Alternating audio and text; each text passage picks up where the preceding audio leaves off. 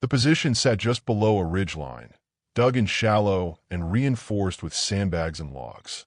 It was not meant to stop a full assault. It was meant to listen, to watch, to delay. The kind of place that existed only because the front line had become uncertain. The men had been there for 4 days. For days of short sleep, cold food, and the kind of silence that never felt empty. Every sound mattered here. A snapped twig, a cough held too long, the scrape of metal against stone. Patrols went out every night. Always small, 4 or 5 minute most. Spaced 5 to 10 meters apart, close enough to see each other's silhouettes, far enough that one burst of fire wouldn't take them all. They moved slow, heel to toe, weapons held tight, slings wrapped so they wouldn't tap against buckles. Radio stayed off unless contact was certain. Hands were used instead. A raised fist, 2 fingers, a flat palm. By day they stayed low. No smoking, no open fires, no movement above the parapet unless necessary. Sentries rotated every 2 hours, sometimes less when fatigue set in. Eyes burned, heads nodded. The threat wasn't just the enemy. It was exhaustion. Among them was the youngest. He was 15, not officially a soldier by modern standards. But wars don't always wait for paperwork. In this conflict, like many before it, age lines blurred fast. He carried the same rifle as the others, the same load, the same fear. He had been with the unit for 3 months, long enough to stop shaking during night patrols, long enough to know the voices of the men around him in the dark. They didn't treat him like a child. They treated him like someone who could get them killed if he didn't do things right. That morning, there was no contact, no indirect fire, no movement spotted across the low ground. That made everyone more nervous, not less. Silence after activity was often worse than noise. It meant someone was watching, waiting. Weapons maintenance was done in shifts. Rifles came apart on ponchos or empty ration boxes. Bolts wiped clean. Springs checked. Chambers cleared again, even if you were sure. Everyone followed the same rules. Magazine out. Chamber checked by sight and by touch. Bolt locked back. Finger nowhere near the trigger. The young fighter worked slowly. He had been taught well. He knew the steps. He had done this dozens of times. His hands moved by habit now, not thought. Around him, the position stayed quiet. One man watched through binoculars. Another boiled water behind cover, helmet tilted low. A squad leader crouched near the map board, marking patrol routes with a pencil stub. The air was damp, cold enough that fingers felt stiff. Metal felt heavier when it was cold, slipperier. He laid the rifle across his knees, muzzle angled away from the line, just like he'd been told. He removed the magazine. He checked the chamber. Empty. He relaxed a fraction. Just enough. This is how mistakes begin. Not with panic. With routine. The sound that broke the morning was sharp and final. A single rifle shot. It echoed off the ridge and rolled into the low ground beyond. Birds lifted from the trees in a sudden wave. Dust fell from the sandbags. For half a second, no one moved. Then training took over. Down. Bodies dropped. Helmets hit dirt. Weapons came up. Sectors were covered without orders being shouted. The sentry swung his rifle left. The man on binoculars flattened and crawled back. Someone kicked dirt over the small stove. The shot had come from inside the position. That was clear. The 15-year-old froze, rifle still in his hands, eyes wide. He hadn't meant to fire. He hadn't even understood how it happened yet. Only that it had. A hand grabbed the back of his vest and yanked him down. "Stay low," the squad leader said. His voice was calm, flat, not angry. Calm mattered. The squad leader moved fast, checking faces, counting heads. No one was hit. No return fire yet. That was worse in some ways. A single shot could mean many things. An accident, a test, a signal. The leader leaned close to the young fighter. "Was it you?" The boy nodded. His mouth opened, but no sound came out. "Any follow-up?" the leader asked. "No," he managed. Just one." The leader didn't ask why. Not now. There would be time for that later. Maybe. Right now, the priority was survival. The shot had announced them. That was the truth everyone understood without saying it. Enemy listening posts could be as close as a few hundred meters. Sound traveled farther than people thought, especially in the early hours when the air was still. A single rifle crack could be pinpointed by anyone trained to hear it, which meant the clock had started. The squad shifted into a defensive posture, machine guns set to cover the most likely approach. Riflemen assigned arcs. Someone adjusted a claymore, angling it slightly, fingers careful on the wire. No one yelled. No one blamed. Blame came later, if it came at all. Minutes passed. Then more.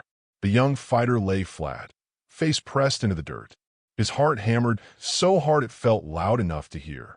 He replayed the moment again and again in his head. The feel of the bolt. The pressure he hadn't meant to apply. The shock of recoil. He knew the rules. He had broken one. Somehow, that knowledge was heavier than his pack. The squad leader crawled past him, checking positions. He paused briefly. "You stay with me," he said. "Not a punishment. A precaution." The boy nodded. Around them, the position waited. Waiting was the hardest part. Every soldier there understood that the enemy now had choices. Ignore it. Probe. Prepare. Or strike somewhere else entirely. War was full of decisions made on incomplete information. Often wrong. Often costly. The men held their breath, not literally, but in that way that made time stretch thin.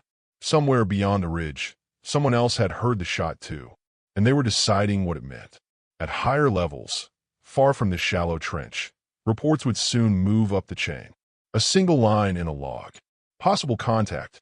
One shot fired. Enough to make commanders lean forward. Enough to make maps come out. But down here, none of that mattered yet.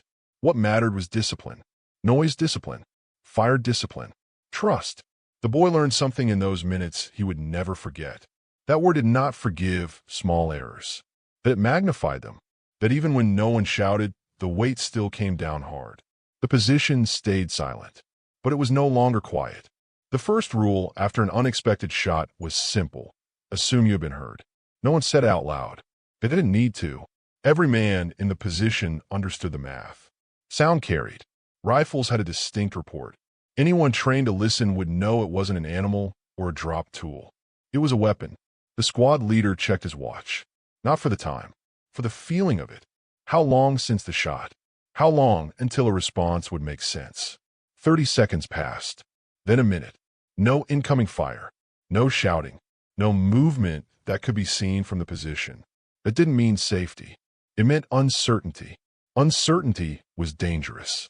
The squad leader shifted on his elbows and scanned the forward slope. He didn't use binoculars yet. Glass caught light. Light caught attention. Naked eyes first. Binoculars only if needed. He signaled to the machine gunner. A clenched fist. Then 2 fingers forward. "Be ready." The machine gunner nodded and adjusted his bipod, pressing it deeper into the dirt so it wouldn't jump if he had to fire. His assistant checked the belt, making sure it fed clean. No twists. No dirt in the links. Across the position, the radio operator stayed still. Radio silence remained in effect. Sending a message now could confirm their location even more clearly. Command didn't need to know yet. Not until something else happened. The 15-year-old stayed close to the squad leader, just as ordered. He kept his rifle pointed downrange, fingers straight along the receiver. He felt like every movement he made was too loud. The rustle of his sleeve sounded like tearing cloth in his ears. He wanted to explain, to apologize, to say it was an accident. There was no place for that here. This wasn't a classroom. It wasn't home. It was a forward position under threat. Words didn't fix things now. Actions did. The squad leader leaned in, voice low. "Breathe," he said. Slow. The boy forced himself to inhale through his nose, exhale through his mouth. He counted without meaning to. 1, 2, 3. Training mattered here, even for someone his age. Especially for someone his age. Panic spread fast. Calm had to spread faster. Another minute passed. Then another sound reached them. Not a shot. Movement.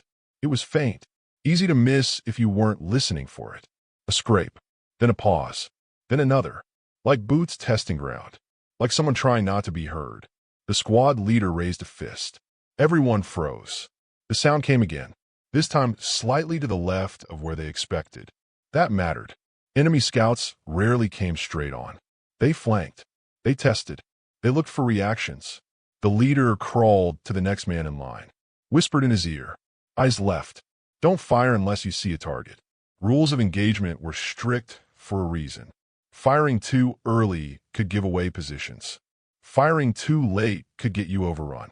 Timing was everything. The boy felt his stomach tighten. He knew now what his mistake had done. The shot had pulled attention toward them like a hook. Whatever had been quiet before was moving now. Another sound. A low clink. Metal touching metal. Equipment. The enemy wasn't rushing. That was important. They were cautious. That suggested trained troops, not militia. Professionals didn't charge blind. They listened. They watched. The squad leader made a decision. He reached back and tapped the radio operator's boot once. Then twice. The signal to prepare to transmit. Still no message yet. First, they needed confirmation. A shadow moved near a cluster of rocks down the slope. Just a shift in darkness. Easy to miss. The man watching that sector tightened his grip. He didn't fire. Good discipline. The squad leader watched the shadow through his peripheral vision. He waited for more. One scout meant nothing. Two meant contact. Three meant trouble. Then he saw another shape. Then a third. That was enough. He crawled back to the radio operator. Send it, he whispered. The message was short. Controlled. No drama. Possible enemy recon. Triggered by accidental discharge. Multiple movement indicators. Holding position. That was it. No names. No explanations. No excuses. Higher command would decide what to do with that information. Down here, the squad stayed focused. The enemy scouts stayed low. They didn't fire either. They were trying to locate the exact source of the shot, to confirm numbers, to decide whether this was a trap or a mistake. Both sides were reading each other. Time stretched again. The boy's arm started to ache from holding position. He ignored it. Pain was background noise now. Fear was louder, but he kept it inside. He remembered something an older fighter had told him weeks ago. Fear is fine, the man had said. Just don't let it pick the target. A faint whistle cut through the air. Not loud, not sharp. A signal. The squad leader felt his jaw tighten. That was enemy communication. Hand signals supplemented by sound when line of sight broke. It meant more people were nearby. The situation had escalated. This was no longer just about one mistake. It was about what came next. Up the chain, officers would now be weighing options. Pull the squad back, reinforce, or counter before the enemy built momentum. From an enemy's point of view, the logic was simple. A shot from a concealed position suggested either nervous troops or deliberate lure. Either way, it was worth pressing. Another movement. Closer this time. The machine gunner adjusted again, settling the weapon. He didn't look excited. He looked tired. Focused. Like someone doing a job he'd done too many times. The boy swallowed. He wondered if anyone would get hurt because of him. Not hypothetically. Not later. Now. The squad leader noticed his expression. This happens, he whispered. Not kindly. Not harshly. Just honestly. Learn from it. Stay sharp. That was all. A burst of automatic fire cracked from the left flank, far enough away not to be aimed at them. It was oppressive. A message more than an attack. The enemy had decided. They believed there was something worth engaging here. The squad leader keyed the radio again. Contact developing. Enemy probing. Request guidance. This time, the response came faster. Hold. Reinforcements moving. Be prepared to counter. That single line changed everything. A counterattack meant movement, aggression, initiative. It meant they wouldn't wait to be surrounded. The boy felt a strange mix of dread and relief. Waiting had been torture. Action, at least, was clear. The squad leader began giving silent instructions. Hand signals passed down the line. Roles assigned. Fields of fire adjusted. Everyone moved with purpose now. The accidental shot had done more than reveal their position. It had forced a decision. Somewhere nearby, other units were already moving. Boots tightening. Weapons checked. Plans unfolding not because they were ideal, but because they were necessary. The boy pressed his face back into the dirt, steadying himself. War had taken his mistake and turned it into momentum. And momentum, once it started, rarely stopped on its own. The enemy did not rush. That was the first clear sign this was no random encounter. Rushing was what undisciplined fighters did. Charging blind after a single shot usually led to casualties. These men moved differently. They spread out. The squad leader could feel it more than see it at first. A sense of pressure from multiple directions. Movement that didn't cluster. Shapes appearing and disappearing along the slope, never staying long enough to be targeted cleanly. This was reconnaissance under contact. The purpose wasn't to win a firefight. It was to gather information. How many defenders? What the weapons were. How quickly they reacted. Whether they panicked or stayed controlled. The squad did none of the things the enemy hoped for. No wildfire. No shouting. No wasted movement. They stayed still. The machine gun remained silent. That was deliberate. Once it opened up, it would draw everything toward it. The squad leader wanted to wait until he could be sure of arcs and distances. He watched the terrain instead. The ground sloped down unevenly, broken by rocks and scrub. In daylight, it would be manageable. At this hour, it was a maze of shadows. Sound bounced. Depth perception failed. Everything closer than it looked. Enemy movement increased. Not fast, just more frequent. The squad leader marked it mentally. One group left. Another front. A third somewhere farther out, harder to read. That suggested at least a platoon nearby, not just scouts. He passed that assessment quietly to the radio operator. The reply came after a pause. Confirmed. Enemy elements maneuvering. Higher is assessing. That meant command was trying to decide whether this was a feint or the start of something larger. Either way, they couldn't ignore it now. The 15-year-old stayed low, eyes straining. He wasn't scanning randomly anymore. He had been taught sectors, left to right, near to far. Repeat. Don't fixate. Don't imagine movement where there was none. Still, his heart jumped at every shadow. He understood now why older soldiers seemed calm. Not because they felt less fear, because they knew what fear felt like and how to work around it. A burst of fire snapped again, closer this time. Not aimed. Suppressive. Testing. The squad leader answered with 2 controlled shots from a rifle on the right flank. Not enough to reveal strength. Just enough to say, "We're here, and we're steady." The enemy paused. That exchange told both sides something important. This wasn't a weak position, and it wasn't bluffing. Minutes later, the sound of distant thumps rolled across the ground. Not impacts. Launches. Mortars. They were not walking rounds yet. Just registering. Feeling out distances. Getting a sense of where to place fire if needed. The squad leader cursed under his breath. Mortars changed the equation. Even light, indirect fire could pin them down or force movement. Staying in place too long could turn a listening post into a kill zone. He received another message. Short. Clear. Prepare to move. Counterattack planned. Units converging. That meant the fight was growing. Elsewhere along the line, other squads were being pulled in. The idea was simple. Don't let the enemy build pressure on a single weak point. Hit them while they were still spread out. Counterattacks worked best when they were fast and coordinated. Not reckless. Controlled. The squad leader began prepping his men mentally.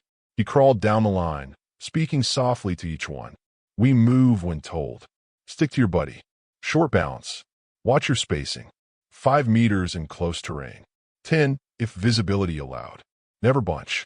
Never rush blind. The boy listened and nodded. His hands were steady now. Fear had burned down into focus. He wasn't thinking about the shot anymore.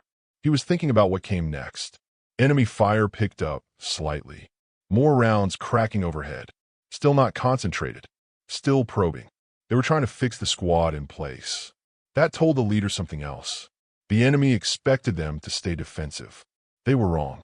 A final radio message came in. On my mark. The squad leader raised his hand. Time slowed.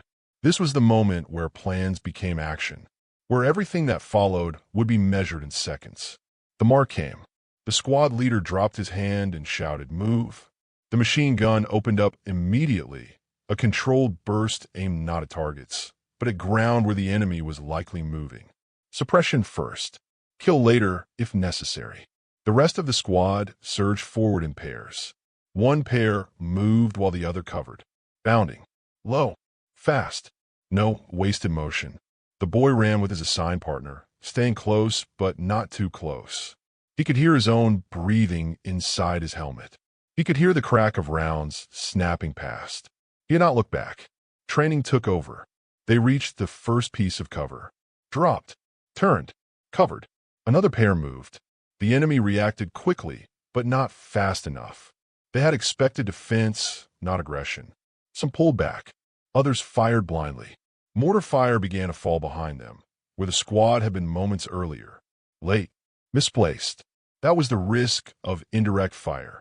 By the time rounds landed, the situation had changed. As the squad pushed forward, they linked up with another unit coming in from the right. Hand signals flashed. Coordination happened without words. This was the counterattack forming in real time. The boy caught a glimpse of another face in the dark. Not from his squad. Another unit. Older. Dirt-streaked. Focused. This was bigger now. Enemy resistance stiffened briefly, then began to break. Scouts pulled back. Supporting elements hesitated. No one wanted to be the last man holding ground when the pressure flipped. The squad leader shouted again, louder this time. Keep pushing. Momentum mattered. The boy felt it. The strange shift when fear turned outward, when survival depended on movement rather than stillness. Within minutes, the enemy withdrew beyond effective contact. Not routed, not destroyed, just pushed back enough to reset the line. The counterattack didn't chase. That wasn't the goal. Overextension killed more soldiers than caution ever did. The squad halted, established a new defensive posture, and waited. Breathing hard, sweating, shaking. The boy crouched behind cover, chest heaving. He realized his legs hurt, that his hands were trembling again. He squeezed them into fists until they stopped. The radio crackled. Good work. Hold. Reorganize. The escalation was over for now. What had started as a single, unintended shot had drawn in multiple units, triggered indirect fire, and forced a coordinated response. No one said it out loud, but everyone understood the lesson. Small actions didn't stay small in war. The counterattack did not end with the first push. That was another lesson war taught quickly. Initial contact was rarely decisive. It only shaped what came next. The enemy had pulled back, but not far. They were reorganizing, just like the defenders were. Both sides were breathing. The squad leader checked his watch again. Not the time. The interval. How long since the last shots? How long until the enemy decided to test them again? The new position was slightly higher, offering better fields of fire. That was intentional. Counterattacks were not about chasing. They were about gaining ground that made the next fight harder for the enemy. The men spread out, re-establishing spacing. 5 meters between each body. More where terrain allowed. Weapons were checked again. Magazines reseated. Bolts forward. Safety off, finger straight. The machine gun team shifted to a position with overlapping arcs with another unit's gun. Mutual support mattered more than individual bravery. No one wanted a single weapon isolated. The 15-year-old leaned against a rock, pulling air into his lungs. His chest felt tight. His mouth was dry. He reached for his canteen and forced himself to drink even though he didn't feel thirsty. Dehydration made mistakes more likely. Mistakes had already been expensive enough. Around him, men moved with practiced efficiency. No shouting. No wasted motion. Each soldier knew his role. That was what kept things from falling apart when plans changed. The squad leader moved down the line again, checking faces, checking posture. He stopped briefly near the boy. "You good?" he asked. The boy nodded. This time, it wasn't automatic. He checked himself first. His vision was clear. His hands were steady. He wasn't gasping anymore. "Yes," he said. The leader nodded once and moved on. That was all the approval there was. Orders came down the radio in short bursts. Adjust positions. Expect probing fire. Be ready to move again if needed. The enemy tested them within minutes. A burst of automatic fire cracked from the tree ahead. Aim high. Suppressive. Followed by another from the left. They were trying to fix the new line in place, just as the squad had done earlier. This time, the defenders answered with coordination. The machine guns opened in controlled bursts, not spraying, not panicking. Riflemen added single shots, picking likely positions rather than chasing sound. The enemy fire faltered, then shifted, then stopped. The squad leader smiled grimly. They were learning each other now, reading patterns, adjusting. Mortar rounds came in again, closer this time. One landed 30 meters behind the line, throwing dirt and rocks into the air. Another fell short, exploding harmlessly in a depression. The squad leader shouted for everyone to spread further. Indirect fire punished tight formations. The men crawled, rolled, shifted positions without breaking discipline. The boy felt the concussion in his chest, even though the round hadn't landed near him. He flinched, then forced himself to relax. Flinching wasted energy. Energy mattered. He remembered the moment earlier when the rifle had fired. How everything had felt unreal. Now this felt sharp and solid. This was what he had trained for, even if he had never planned to be here at 15. The counterattack expanded.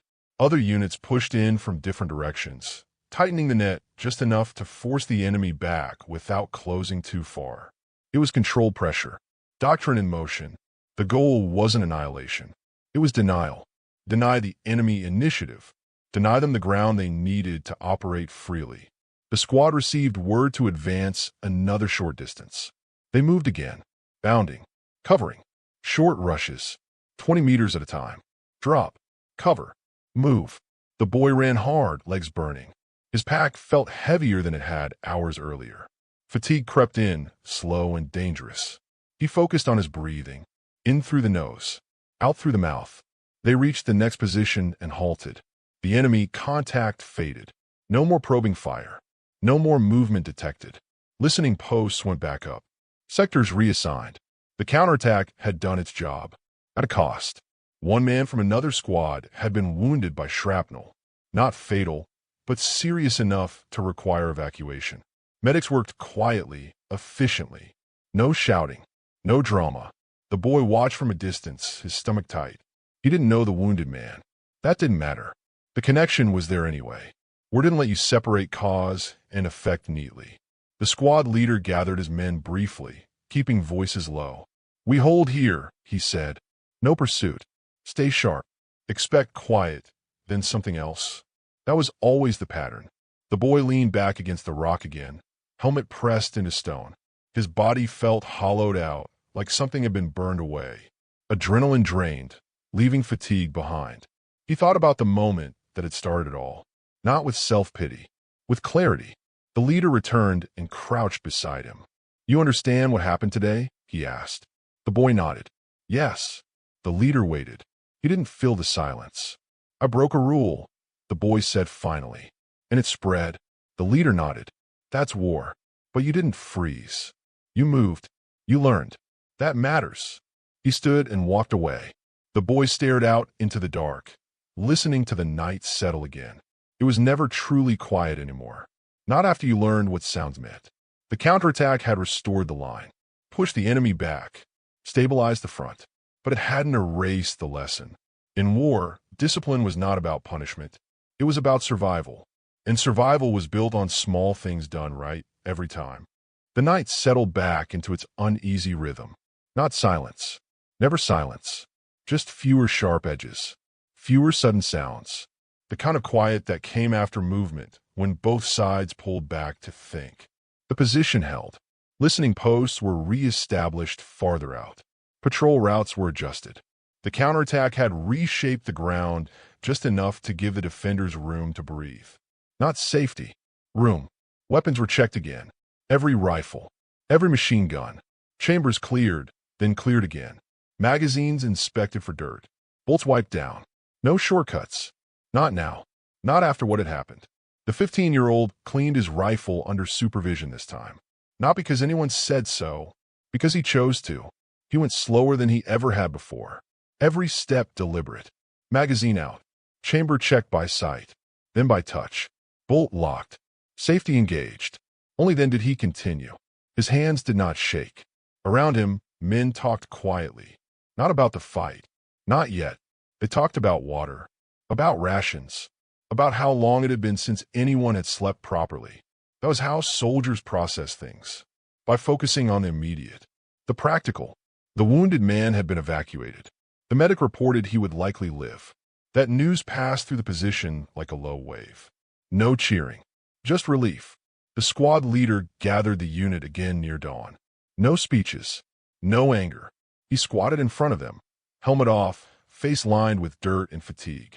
Today, he said, we were lucky and we were trained. Don't confuse the two. No one spoke. You all saw how fast things changed, he continued.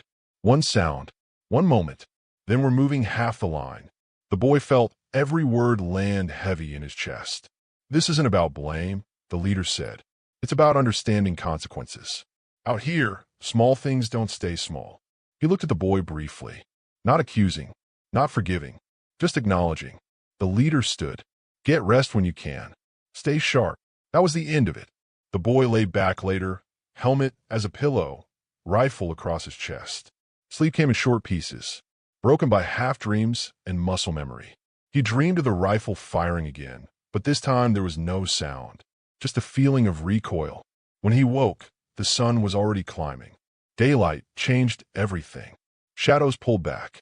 Terrain revealed itself. The slope they had crossed at night looked steeper now, more exposed. He realized how vulnerable they had been.